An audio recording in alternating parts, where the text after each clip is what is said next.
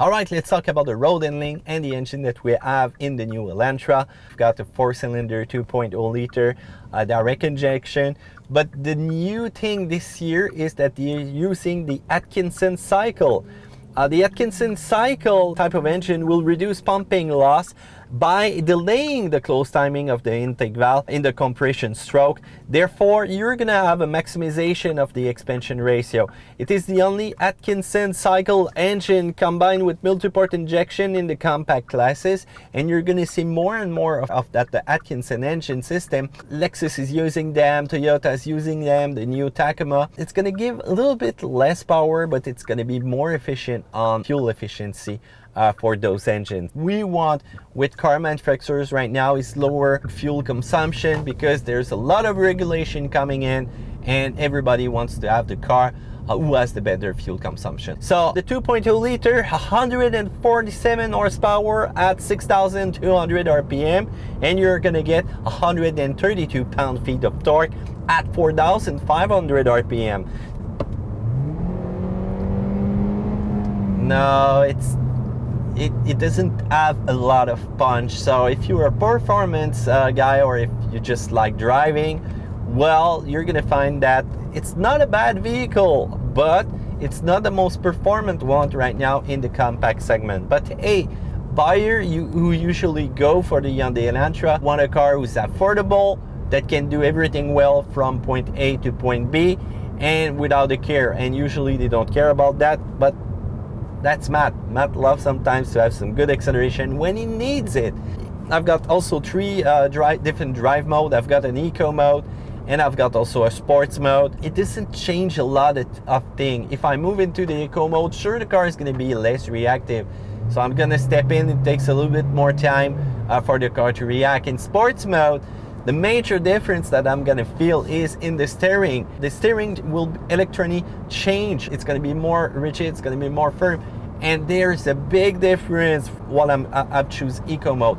As soon as I set it into sports, even in parking maneuvers, I'm gonna follow the steering, just got a little bit heavier on this side. Beside the Atkinson cycle, one great thing also is that they increase fuel economy of that vehicle, so the efficiency is a little bit raised by 2.2%. And where you've got also a good gain is if you choose the 6-speed automatic transmission, you're gonna have 3.3% increase once again in efficiency for optimized fuel economy.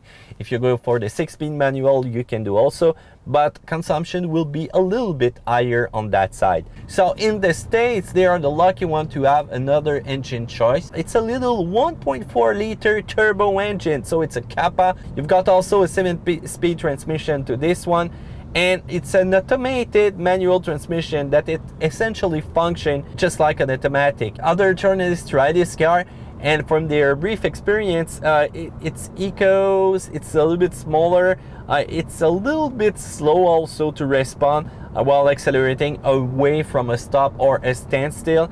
And otherwise, it's unremarkable from this one. I don't know why right now Hyundai did it bringing to us, but if you want to stay fuel efficient, you have to sacrifice performance. So this little engine will produce 128 horsepower at 5,500 RPM, and for the torque, it's going to be 156, so it's higher than this one, between 1,400 and 3,700 RPM. So still not that bad.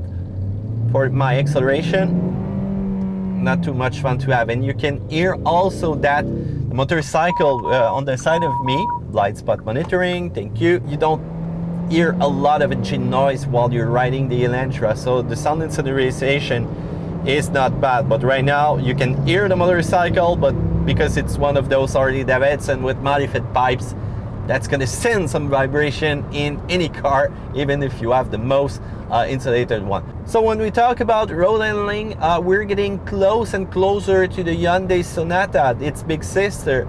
And you can feel also the same thing in the driving, you can feel also the same thing in the suspension. They made a lot of modification to the chassis of the car. This is their main selling agreement when you check the publicity of Hyundai right now.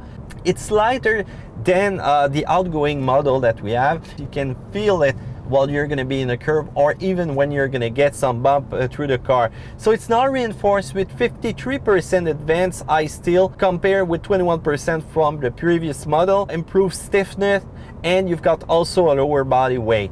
And that is showing as soon as you take a curve, you will notice the difference. This increased result will also affect a lot the rigidity result. 29.5% stiffer with the car. Also 25.3% greater bending strength, which bring improvement in the ride quality, the handling, the quietness, the durability, and also the driving performance. Well, that was written in the Hyundai text. I will make parentheses for driving performance. You will feel it when you get into a curve. You will feel it a little bit more stiffer. If you don't have the mechanic to punch you through that curve, well, don't write that in there.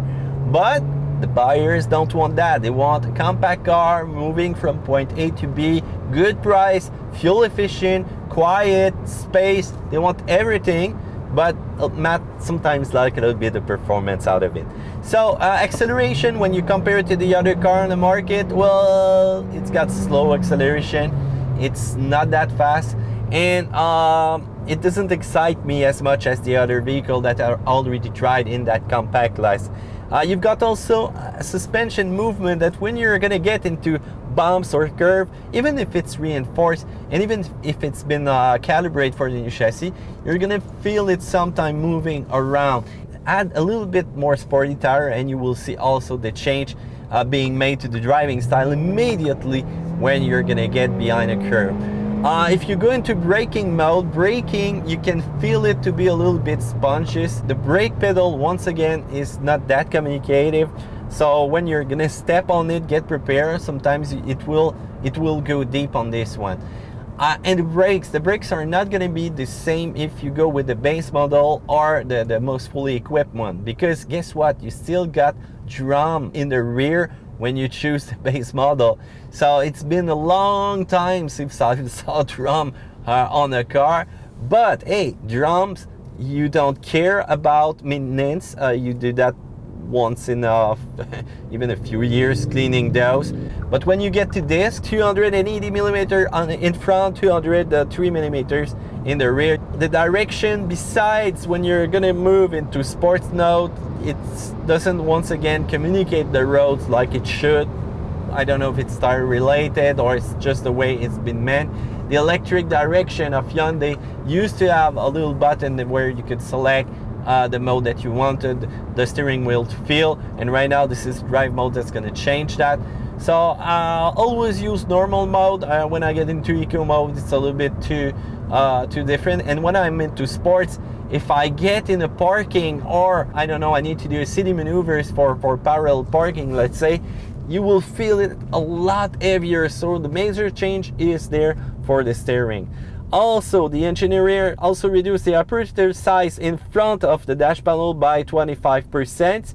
It's going to increase the thickness of the front door window, the glass, and added various sound absorption material in all pillar and fender and floor pan. When you're going to roll the car, besides if you got a powerful Harley Davidson behind you, and everybody has to just like that every time, I don't know why, you don't hear a lot of wind noise. Right now, today is bad windy here in Quebec, and I don't quite hear it. I even feel it in the car sometimes while the car is moving from one side to another, but you cannot tell that there's a big windstorm right now outside, even if it's sunny. Security is important, but if you want to have the full package, you've got to go in an even more equipped version of the Hyundai Elantra. So if you want lane departure warning, a lane keep assist system, automatic emergency braking with pedestrian detection, blind spot detection with rear cross traffic alert, no problem, we've got that. And if you want also lane change assist, you're gonna have to go with the fully equipped ultimate model of the Elantra. As for crash and the IIHS, once again, not too bad for the performance of the Hyundai Elantra. Fuel consumption is always interesting, because when you check on paper, when you check in reality, and what we get here, sometimes there's a big change. And right now, usually I get a little bit more closer than what's written on paper. And right now, it's not really the case. I don't say that I had an exemplary driving, but you're gonna have to check for yourself. Right now, since I'm doing highway while I'm filming this, my average really lower itself, so probably we're gonna be close to what's announced on number.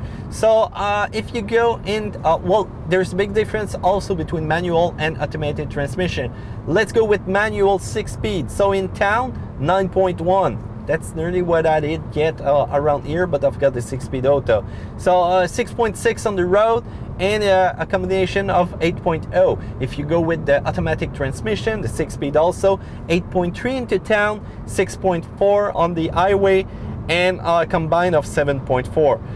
So this is not one of the best. This is not the bad that we have right now in the compact, and I've done 9. So I think it's a little bit high because we probably pushed the car a little bit more than we used to do.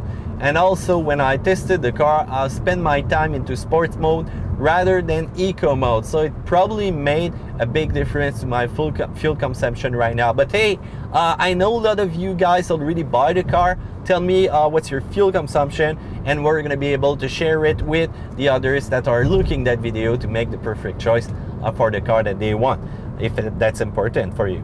So also there's going to be 53 liters of gas that you can put in the car, and you can put in regular, so there's no need for premium with this one. Another cool feature that we don't have right now here, it's Hyundai Building, which provides emergency assistance, automatic crash notification, stolen vehicle recovery, remote access starting with the locking and unlocking of the door, and also secondary driver monitoring with geofencing, speed, curfew alerts, and valet alert. So when we check everything in the car, it could use a little bit more passing powers. We recently had a little bit of discussion with you guys on the HRV video, telling us that performance must not be an issue with those cars. Yes, but when you sit in the competition, you can feel sometimes a little bit more response when you need to do an emergency maneuver while accelerating, and that's what I want with some car, to have a little bit of kick when I need it, not all day long driving